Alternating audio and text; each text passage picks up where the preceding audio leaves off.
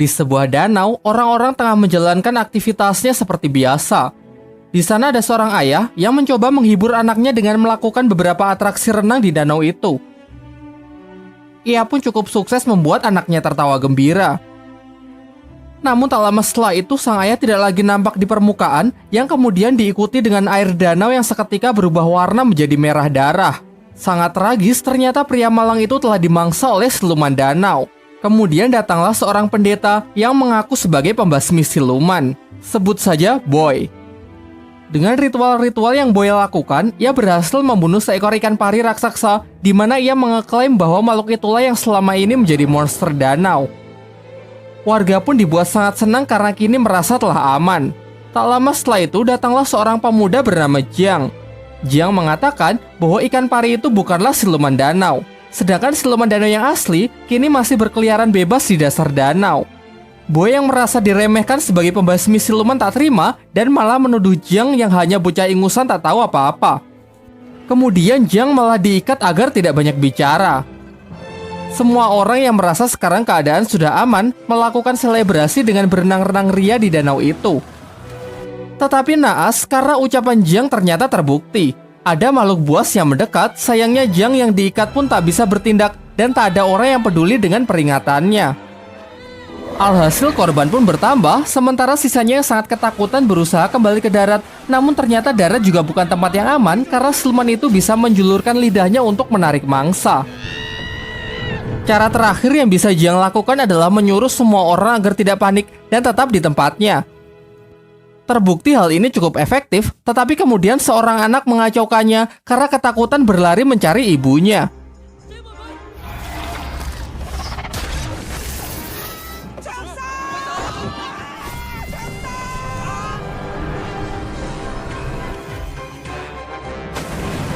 Sang ibu yang tidak bisa menerima kenyataan itu pun frustasi dan menjeburkan dirinya ke danau untuk menantang siluman itu. Disinilah akhirnya siluman itu menampakkan dirinya yang ternyata memiliki wujud yang sangat menyeramkan.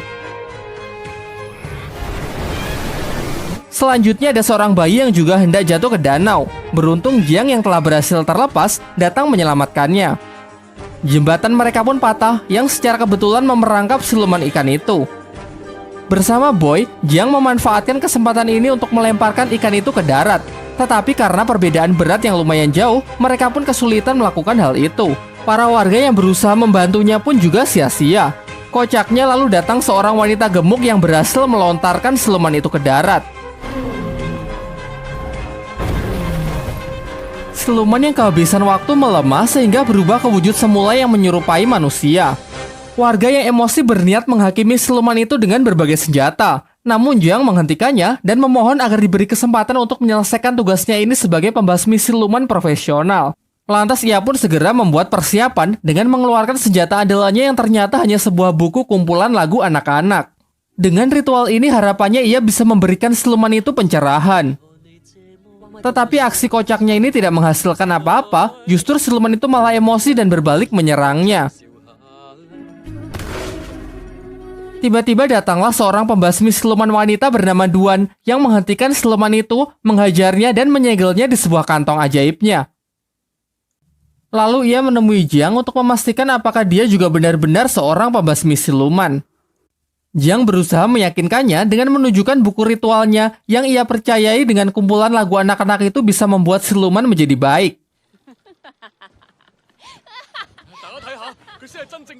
Jiang yang merasa sedih dan kecewa pergi menemui gurunya untuk menceritakan kegagalannya hari ini. Sang guru lalu menjelaskan bahwa siluman sungai yang baru saja ia hadapi dulunya adalah seorang manusia yang baik.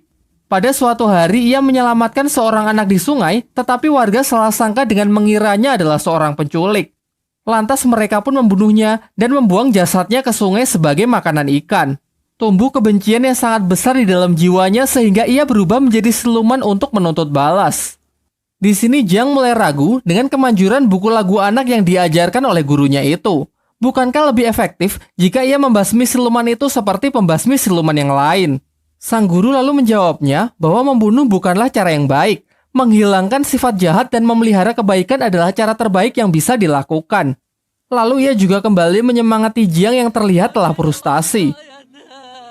Di tempat lain, dua orang remaja datang ke sebuah restoran di tengah hutan. Di sana mereka disambut ramah oleh pelayan yang menunjukkan menu makanan, yaitu puluhan daging babi panggang. Sebagai langkah akhir, si pelayan mempertemukan mereka dengan bosnya, seorang pria glowing yang mempesona. Sampai pria itu membuka mulutnya yang ternyata sangat mengerikan. Mencoba melarikan diri, di sana mereka baru sadar kalau ternyata puluhan babi panggang itu perutnya berisi jasad manusia. Beberapa lama setelahnya, Jiang juga mendatangi restoran itu. Di dalam, ia melihat para pengunjung lain yang sangat menikmati makanannya. Namun bagaimanapun juga, ia ini adalah seorang pembasmi siluman. Dengan mata batinnya, ia dapat melihat mayat-mayat yang berserakan di tempat itu. Ketika ditunjukkan menu babi panggang, dengan jelas ia melihat perut-perut babi itu dipenuhi oleh daging manusia. Kemudian Jiang memberitahu pelayan itu kalau dia ini adalah pembasmi siluman. Sampai pada akhirnya Jiang mengakhiri sandiwara itu dengan memukulnya. Tetapi nyatanya ia belum cukup kuat untuk bisa mengalahkannya. Beruntung Duang, si pembasmi siluman wanita sebelumnya datang untuk mengambil alih pertarungan. Dengan mudah ia dapat menghajar siluman-siluman itu dengan sangat brutal. Meskipun kalah jumlah, ia jauh lebih unggul dengan menggunakan gelang-gelangnya sebagai senjata untuk menghancurkan para siluman itu. Ternyata siluman-siluman itu hanyalah pemanasan. Sekarang tibalah akhirnya ia berhadapan dengan sang bos yang mampu mengimbanginya. Beberapa kali terkena serangan membuat siluman itu menampakkan wujud aslinya yang ternyata adalah jelmaan dari siluman babi hutan. Siluman ini pun tak mau kalah, ia pun mengeluarkan senjata andalannya yang mampu melukai Duan. Begitu ada kesempatan, Duan langsung menyuruh Jiang untuk membantunya dengan mencium siluman babi itu. Awalnya Jiang menolak karena melihat siluman itu memiliki wajah yang sangat mengerikan. Sampai secara tak sengaja ia melakukannya yang membuat siluman babi itu tersedot di dalam dirinya. Duan kemudian menciumnya sehingga siluman ini kini beralih di tubuh Duan. Terakhir ia memasukkan siluman itu ke kantong ajaibnya. Namun sayangnya siluman itu sangat kuat sehingga kantong andalannya itu pun hancur dibuatnya. Melihat situasi yang semakin mengkhawatirkan, mereka pun kabur meninggalkan tempat itu yang runtuh. Tiba di sebuah sungai yang aman, Duan membuka pakaiannya dan menyuruh Jiang menekan luka di dadanya untuk menghentikan pendarahan. Jiang yang memiliki cita-cita menjadi biksu pada awalnya menolaknya. Namun karena ini mendesak, ia pun dengan terpaksa melakukannya. Namun ternyata Duan memiliki perasaan yang lebih kepada Jiang, sehingga kini ia meminta Jiang untuk menciumnya. Tak ingin khilaf, Jiang pun menolak dan segera meninggalkan tempat itu. Besoknya Jiang kembali menemui gurunya. Sang guru menceritakan mengenai kisah dari siluman babi yang dihadapi Jiang. Siluman ini dulu adalah seorang pria baik hati bernama Gong. Tetapi semasa hidupnya, ia diperlakukan diskriminatif karena memiliki wajah yang sangat jelek seperti babi. Meskipun begitu, Gong berhasil menikahi wanita yang amat ia cintai. Sayangnya sang istri malah berselingkuh dengan seorang pria tampan. Dan ketika ia mempergoki istrinya itulah, ia kemudian dibunuh menggunakan garpu tanah bermata 9. Karena kebencian yang sangat besar tumbuh di dalam jiwanya, Gong pun bangkit menjadi siluman dan bersumpah akan membunuh siapapun yang ia temui. Setelah mengetahui hal itu, Jiang meminta gurunya untuk membantu dalam mengalahkan siluman babi yang sangat kuat itu. Tetapi sang guru menolak dengan alasan masih sibuk bekerja. Ia kemudian menyarankan kepada Jiang agar meminta bantuan kepada Sun Wukong, sang kera sakti yang kini dikurung di bawah Gunung 5 Jari selama 500 tahun oleh sang Buddha Agung karena kesalahannya menentang aturan langit. Sebelum pergi, sang guru berpesan supaya Jiang berhati-hati karena Sun Wukong ini sangat sakti dan memiliki banyak akal licik. Tak lupa ia juga memberikan buku lagu anak untuk menghilangkan kebencian di dalam hati Wukong. Singkat cerita, Jiang berangkat dengan melintasi suatu hutan. Tetapi di sana ia malah terperangkap oleh sebuah jebakan. Kemudian datanglah kereta pemilik jebakan itu. Mereka adalah sekelompok orang yang mengaku dari barat yang bertugas membunuh siluman sekaligus membunuh pembasmi siluman. Di dalam kereta itu juga keluar beberapa orang lagi yang menjadi tawanan dari geng ini. Geng ini lalu menginterogasi mereka satu-satu, dan jika ada yang terbukti terdapat pembasmi siluman, maka akan segera mereka eksekusi. Jiang yang ketakutan pun mulai ragu untuk mengakui profesinya. Tetapi kemudian Duan mendekat dan mengatakan kalau mereka ini adalah suami istri yang sedang bertengkar. Jiang mencarinya ke hutan dan secara tak sengaja ia malah terperangkap. Demi untuk membuktikan hal itu, geng tersebut meminta mereka agar melakukan hubungan suami istri. Berbeda dari Duan yang sangat bersemangat, Jiang menolak karena ia adalah seorang biksu. Akhirnya karena tak ada pilihan lain, Jiang pun nyaris bersedia. Sampai ia menemukan sebuah fakta kalau ternyata senjata yang tertancap di tangan Duan hanyalah sebuah mainan.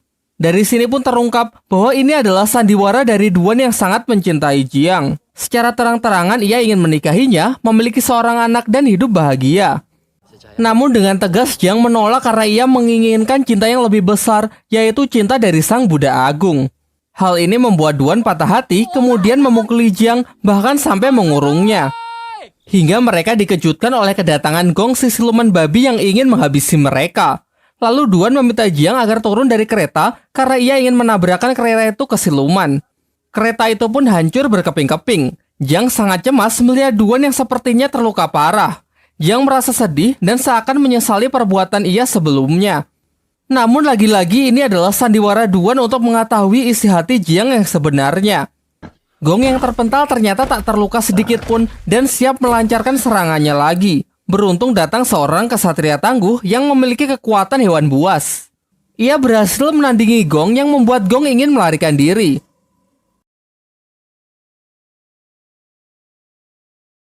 Nampaknya mereka berdua ini tidak saling menyukai satu sama lain. Datang lagi kesatria pedang yang menyemarakan perselisihan mereka. Meskipun ketiganya adalah pembasmi siluman yang sangat sakti, tetapi mereka memiliki sikap sombong yang hanya mementingkan popularitas semata. Jiang yang merasa muak berniat pergi melanjutkan perjalanan. Kemudian Duan meminta agar diizinkan menemaninya, tetapi dengan tegas Jiang menolak dan malah menyalahkan Duan karena sudah menghambat perjalanannya. Duan yang merasa emosi merobek-robek buku lagu anak milik Jiang dan kemudian memukulinya. Tetapi itu tak mengubah sedikitpun pendiriannya sehingga ia tetap pergi. Singkat cerita, setelah melalui perjalanan yang lumayan sulit, tibalah Jiang di Gunung Lima Jari. Ia sangat yakin karena di sana terdapat patung Buddha Agung yang seperti dijelaskan oleh gurunya. Lalu dengan susah payah ia pun memanjat tebing yang curam itu hingga tiba di puncak, suatu tempat indah yang dipenuhi oleh bunga teratai. Dari sekian banyaknya bunga, hanya satu yang memiliki warna berbeda dan dugaannya tepat bahwa ternyata itu adalah tempat di mana Sun Wukong dikurung. Berbeda dengan apa yang digambarkan gurunya, di sini Wukong bersikap sangat ramah kepada Jiang. Ia mengatakan kalau kebencian di dalam hatinya sudah lama hilang dan hanya menyisakan kebaikan dan keindahan. Lalu dengan senang hati ia ingin membantu Jiang dalam menjinakkan siluman babi. Ia menyuruh Jiang untuk mengambil sebuah jimat di tempat itu yang dikenal sebagai mantra api suci. Dengan benda itu, ia dapat menjinakkan siluman babi. Tetapi ternyata Jiang tidak mudah untuk ditipu. Ia menyadari kalau jimat itu adalah sebuah mantra yang digunakan oleh Sang Buddha untuk menyegel Wukong. Seketika sifat Wukong pun berubah 180 derajat yang memperlihatkan sifat aslinya sebagai siluman yang sangat berbahaya. Tetapi sepertinya Wukong memiliki mental illness. Secara paksa, ia mencoba keluar dari tempat itu yang membuat dirinya terkena siksaan cambuk dari kekuatan Sang Buddha. Jiang lalu menasihatinya, jika Wukong bersedia membantunya untuk menjinakkan siluman babi, maka dengan sendirinya kebaikan akan tumbuh di dalam jiwanya, sehingga suatu saat ia bisa keluar dari tempat ini. Awalnya Wukong menolak, tetapi ia berubah pikiran setelah Jiang memberinya sebuah pisang. Wukong lalu menjelaskan bahwa siluman babi ini sangat menyukai pesona wanita yang menari di bawah sinar rembulan. Dengan cara itu, ia bisa memancing siluman babi ke tempat ini. Tetapi masalahnya, di sini tak ada wanita. Sampai Duan datang yang ternyata telah mengikuti Jiang karena merasa khawatir. Ya, meskipun Jiang masih terlihat kurang senang dengan kedatangannya. Tidak punya pilihan lain, Duan yang tidak bisa menari pun diajari beberapa gerakan oleh Wukong. Singkat cerita, di bawah cahaya rembulan Duan menari sembari diiringi musik oleh Jiang. Dari sinilah akhirnya Jiang menyadari bahwa Duan tidak seburuk yang ia pikirkan dan sedikit menyesali perkataan kasarnya sebelumnya. Akhirnya siluman babi itu pun terpancing untuk datang ke tempat itu. Wukong lalu memanggilnya untuk masuk ke dalam lubang dan dengan sihirnya ia berhasil mengubah wujud siluman babi itu menjadi babi kecil yang menggemaskan. Kini dengan mudah Duan pun bisa memasukkan siluman itu ke dalam kantong ajaibnya. Setelah semua itu usai, Duan kembali mengungkapkan perasaannya kepada Jiang. Ia memberikan cincin kepada Jiang sebagai bukti perasaannya. Namun sayangnya Jiang yang masih berharap menjadi biksu bersikeras menolaknya, bahkan sampai berniat menghancurkan jarinya sendiri. Duan yang merasa sangat patah hati akhirnya pun sadar bahwa cintanya memang bertepuk sebelah tangan dan kini ia tidak akan berharap lagi. Ketika mereka akan berpisah, Wukong mengatakan bahwa sudah lama ia tidak melihat indahnya cahaya rembulan karena terhalang oleh teratai putih. Jiang yang bersimpati mencabut teratai itu, tetapi ternyata itu adalah sebuah segel yang sebenarnya. Alhasil tempat itu pun runtuh dan kini Wukong berhasil terbebas. Ia menampakkan wujud aslinya dan berniat membunuh Jiang. Jiang yang sudah terpojok lalu berdoa kepada Sang Buddha yang membuat Wukong semakin emosi. Ia menyiksanya dengan mencabuti rambut Jiang sehingga membuatnya botak. Tak lama setelah itu datanglah 3 pembasmi siluman yang sebelumnya, yaitu Kesatria Hewan Buas, Kesatria Kaki, dan Kesatria Pedang.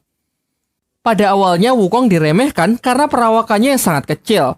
Mencoba unjuk kebolehan Kesatria Hewan Buas maju terlebih dahulu untuk melancarkan serangannya.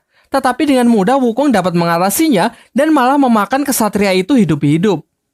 Giliran Kesatria Kaki yang menyerangnya menggunakan injakan telapak kaki raksasa. Pada awalnya ia sangat sombong dan yakin dengan kakinya itu dapat mengalahkan Wukong.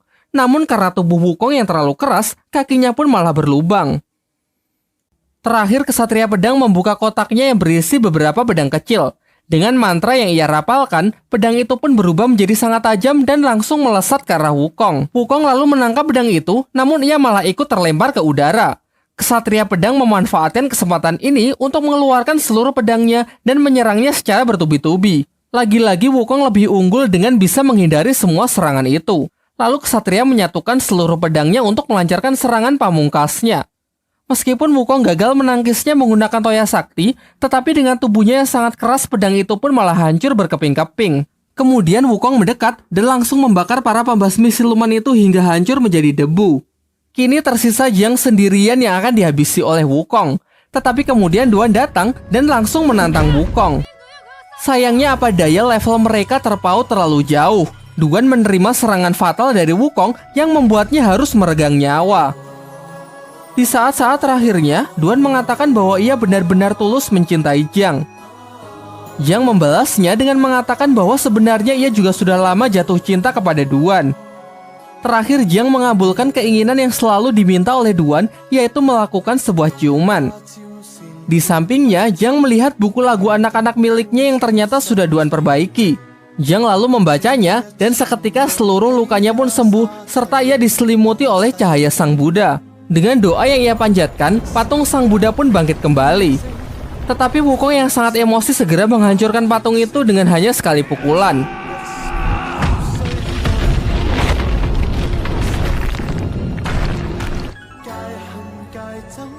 Tidak berhenti sampai di sana, di angkasa Sang Buddha Agung muncul dan menyerang Wukong dengan jurus tapak Budanya. Wukong mencoba menahan sekuat tenaga hingga berubah ke wujud kera raksasanya. Tetapi nampaknya meskipun ia keras sakti sangat mustahil menahan serangan sekuat itu.